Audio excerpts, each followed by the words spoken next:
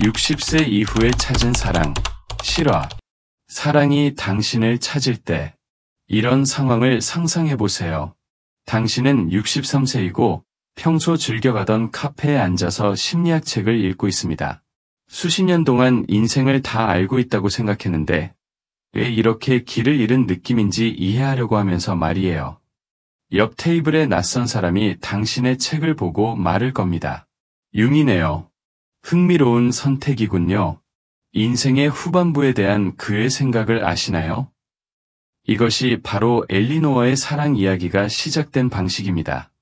데이팅 앱도 아니고 친구들이 중매를 서는 것도 아니고 40세 이후의 심리적 변화에 대한 칼 융의 이론에 대한 대화를 통해서였습니다. 아시다시피 엘리노어는 사랑이 젊은 사람들만을 위한 것이라고 스스로를 설득했었습니다. 63세에 남편 마이클을 잃은 지 3년이 지난 후 그녀는 할머니 역할을 하고 정원을 가꾸며 인생의 열정적인 장들이 뒤로 남겨졌다는 것을 받아들여야 한다고 생각했습니다. 하지만 융은 우리 문화가 종종 있는 깊은 것을 이해했습니다. 인생의 후반부는 마무리하는 것이 아니라 깨어나는 것에 관한 것입니다. 우리가 마침내 누가 되어야 한다고 생각했던 사람이 아니라 진정으로 누구인지가 될 지혜와 용기를 갖게 되는 때입니다. 엘리노어의 이야기는 사랑, 나이, 그리고 가능성에 대해 우리가 믿는 모든 것에 도전합니다. 왜냐하면 그녀가 발견한 것은 단순한 로맨스가 아니라 자기 자신이었기 때문입니다. 그리고 자신을 찾으면서 그녀는 젊었을 때 경험했던 어떤 것보다도 더 깊고 진정한 사랑을 찾았습니다. 오늘 저는 그녀의 여정을 여러분과 함께 나누고 싶습니다. 왜냐하면 여러분이 30세든 80세든 엘리노어의 이야기에는 진정한 사랑이 어떻게 작동하는지, 왜 타이밍이 전부가 아닌지, 그리고 필요해서가 아니라 온전함에서 사랑한다는 것이 무엇을 의미하는지를 이해하는 열쇠가 들어있기 때문입니다. 엘리노어의 어둠의 밤, 미망인의 여정. 마이클이 62세에 갑작스럽게 심장마비로 세상을 떠났을 때 엘리노어는 자신의 절반이 찢겨나간 것 같은 느낌이었습니다. 그들은 대학 시절부터 함께했고 공통의 일상, 서로의 친구들, 그리고 긴 결혼 생활의 편안한 리듬을 중심으로 한 삶을 구축했었습니다. 그의 죽음 이후 3년 동안 엘리노어는 융이 잠정적인 삶이라고 부를 것에서 존재했습니다.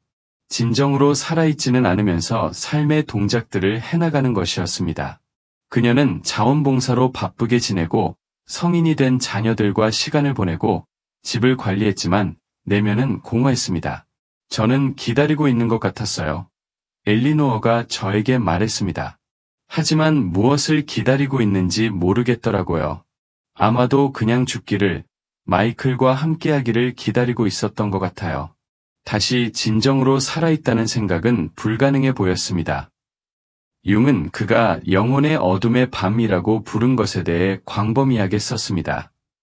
인생이 우리를 정의한다고 생각했던 모든 것을 벗겨내고 우리를 이런 질문과 직면하게 하는 시기들 말입니다. 외적인 모든 것이 사라졌을 때 나는 누구인가? 엘리노어에게 미망인이 되는 것은 단순히 마이클을 애도하는 것이 아니었습니다. 그것은 마이클의 아내, 아이들의 어머니, 모든 사람이 의존하는 유능한 여성이라는 것 외에 엘리노어가 누구인지 전혀 모르겠다는 무서운 깨달음과 맞서는 것이었습니다.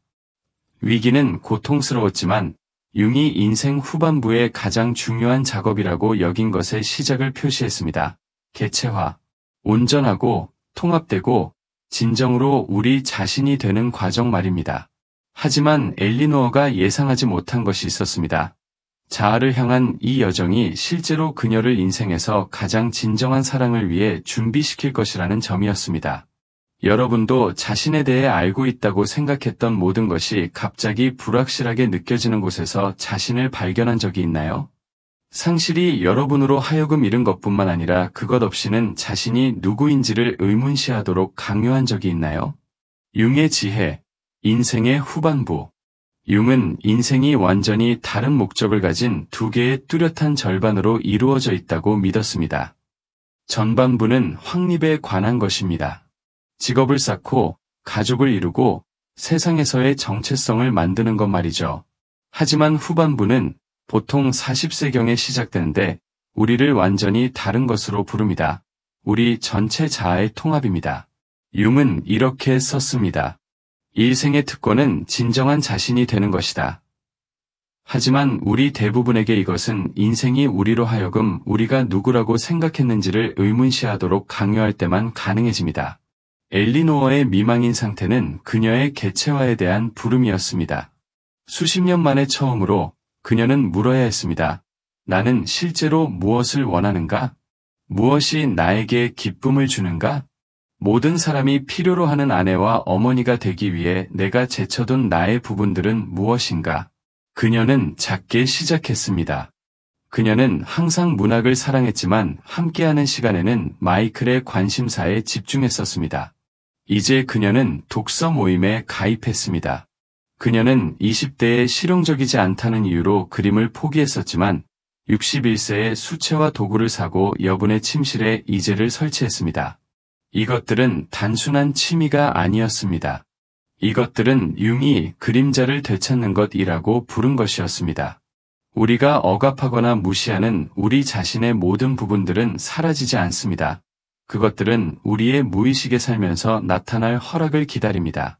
엘리노어의 예술적 면, 그녀의 지적 호기심, 깊은 철학적 대화에 대한 사랑, 이것들은 수십 년 동안 잠들어 있었습니다. 그녀가 자신의 이런 측면들을 받아들이기 시작하면서 놀라운 일이 일어났습니다. 그녀는 다시 살아있다고 느끼기 시작했습니다. 융은 우리가 자신을 알고 사랑하는 정도만큼만 다른 사람들을 사랑할 수 있다고 가르쳤습니다.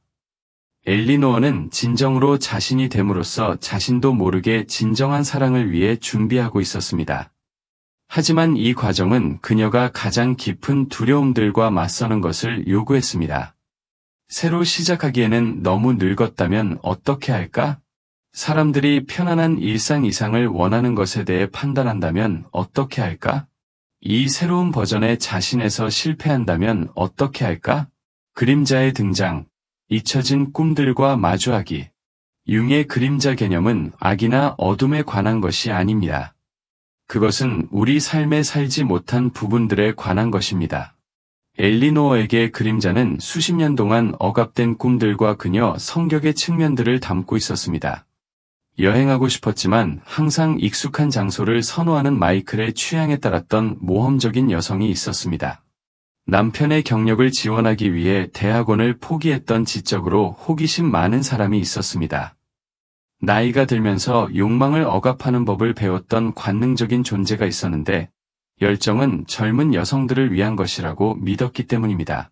62세에 엘리노어는 그녀를 두렵게 하면서도 들뜨게 한 결정을 내렸습니다. 30년 동안 꿈꿔왔던 토스카나로의 혼자 여행을 예약한 것입니다. 플로렌스의 한 카페에 앉아 있던 것을 기억해요. 그녀가 나눴습니다. 융의 인간과 그의 상징들을 읽으면서 수십 년 만에 가장 나다운 느낌이었어요. 저는 누군가의 아내도 누군가의 어머니도 아니었어요. 그냥 엘리노어였고 몇 년 만에 처음으로 그것만으로도 충분하다고 느꼈어요. 이것이 융이 이해한 역설입니다. 우리는 종종 우리를 정의한다고 생각하는 모든 것을 잃어야 그 모든 역할과 기대 밑에 있는 우리가 실제로 누구인지를 발견할 수 있습니다. 하지만 엘리노어의 그림자 작업은 단순히 포기했던 꿈들을 되찾는 것만이 아니었습니다. 그것은 자신의 어려운 부분들도 통합하는 것이었습니다. 결혼 생활에서 절대 표현하지 못했던 분노, 포기했던 기회들에 대한 원망, 낭비했다고 느끼는 시간에 대한 슬픔 말입니다. 융은 온전함이 우리의 빛과 어둠, 우리의 강점과 상처 모두를 받아들이는 것을 요구한다고 믿었습니다. 엘리노어는 사회적으로 받아들여지는 부분들만이 아니라 자신의 모든 것을 사랑하는 법을 배우고 있었습니다. 이 통합 작업은 그녀가 상상할 수 없었던 것을 위해 그녀를 준비시키고 있었습니다. 그녀의 완전하고 진정한 자아로 나타날 수 있는 사랑의 관계를 말입니다. 여러분은 자신의 어떤 부분들을 숨겨왔나요? 여러분이 해야 한다고 생각했던 역할에 맞지 않는다는 이유로 어떤 꿈들을 미뤄왔나요? 토마스와의 만남, 영혼이 서로를 알아볼 때. 토마스는 67세에 은퇴한 문학교수로 5년 동안 호라비 생활을 해왔습니다. 엘리노어처럼 그는 상실 이후의 시간들을 자신만의 개체화 작업을 하며 보냈습니다. 시에 대한 사랑을 재발견하고 요리를 배우고 돌아가신 아내가 관심 없어 했던 장소들로 여행을 다니면서 말입니다. 그가 그 카페에서 엘리노어에게 다가갔을 때 그녀의 융책에 이끌렸지만 둘 다 로맨스를 찾고 있지는 않았습니다. 그들은 단순히 자신들과 편안해하는 법을 배웠고 삶에 호기심을 갖고 의미 있는 대화에 열려있는 두 사람이었습니다. 그들의 첫 대화는 4시간 동안 지속되었습니다. 그들은 융의 이론에 대해 이야기하고 결혼 생활에 대한 이야기를 나누고 책과 예술 그리고 인생 후반에 다시 시작하는 것의 이상한 아름다움에 대해 토론했습니다. 엘리노어를 놀라게 한 것은 토마스의 지성이나 친절함만이 아니라 그와 함께 있을 때 얼마나 완전히 자신답게 느껴지는지였습니다. 마이클과 함께 있을 때는 우리 결혼이 잘 되도록 하는 버전의 저를 학습했었어요. 엘리노어가 성찰했습니다. 하지만 토마스와 함께 있을 때는 제가 존재한다는 것을 잊고 있었던 저의 버전들이 되는 저 자신을 발견했어요.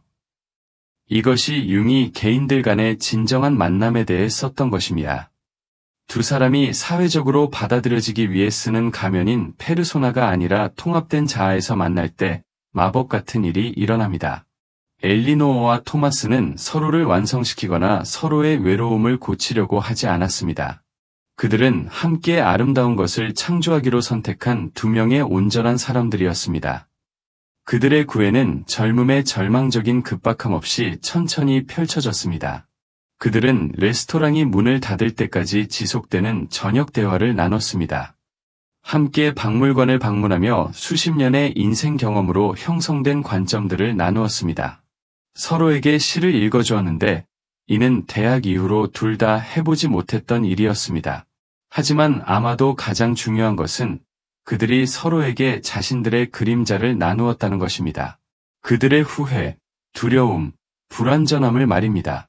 그리고 거부감을 느끼는 대신 이런 취약함들이 그들을 더 가깝게 만든다는 것을 발견했습니다. 취약함과 강함의 춤. 60세 이후의 사랑의 가장 아름다운 측면 중 하나는 취약함과 강함을 결합하는 방식입니다.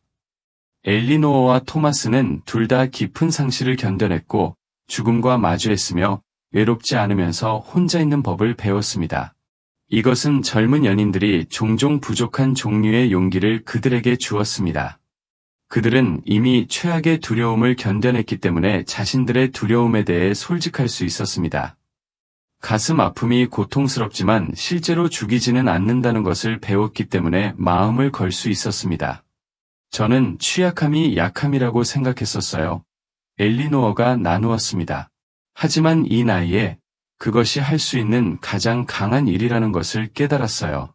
모든 것을 잃을 수 있다는 것을 알 만큼 오래 살았을 때 그래도 사랑하기로 선택하는 것은 믿을 수 없는 용기의 행위가 됩니다. 융은 그가 대립물의 결혼이라고 부른 것에 대해 썼습니다. 우리 자신의 겉보기의 모순적인 측면들의 통합 말입니다. 엘리노어와 토마스는 이것을 완벽하게 구현했습니다. 그들은 독립적이면서 동시에 상호의 존적이었고 강하면서 취약했으며 경험이 풍부하면서도 여전히 경이로워할 수 있었습니다. 그들의 신체적 관계는 젊은 커플들을 종종 괴롭히는 몸에 대한 수치심과 수행 불안에서 자유롭게 자연스럽게 발전했습니다. 그들은 자신의 몸을 사랑하는 법을 배웠기 때문에 서로의 늙어가는 몸을 사랑했습니다. 그들은 연기된 완벽함이 아니라 공유된 취약함에서 친밀감을 찾았습니다. 하지만 그들의 사랑은 단순히 로맨스에 관한 것이 아니었습니다. 그들은 서로가 계속 성장하도록 도전했습니다. 토마스는 엘리노어의 예술을 격려했고 심지어 지역 갤러리에서 그녀의 첫 번째 전시회를 준비하는 것을 도왔습니다. 엘리노어는 토마스가 20년 전에 포기했던 소설, 글쓰기로 돌아가기로 한 결정을 지지했습니다. 그들은 융이 강조한 것을 이해했습니다. 건강한 사랑은 우리를 완성시키지 않습니다. 그것은 우리를 있는 그대로 축하하면서 더욱 우리 자신이 되도록 영감을 줍니다. 이것은 필요해서 태어난 관계가 아니라 풍요로움에서 태어난 관계였습니다. 그들은 온전함을 느끼기 위해 서로를 필요로 하지 않았지만 함께라면 혼자서는 창조할 수 없는 것을 창조할 수 있기 때문에 서로를 선택했습니다. 통합, 사랑 안에서 온전해지기. 65세에 엘리노어는 자신을 그 어느 때보다 진정하다고 묘사합니다. 토마스가 그녀를 사랑하기 때문이 아니라 그녀가 먼저 자신을 사랑하는 법을 배웠기 때문입니다. 관계는 그녀를 구원하거나 완성시키지 않았습니다.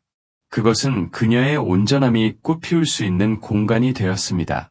융은 개체화가 평생의 과정이라고 가르쳤고 엘리노어와 토마스의 관계는 지속적인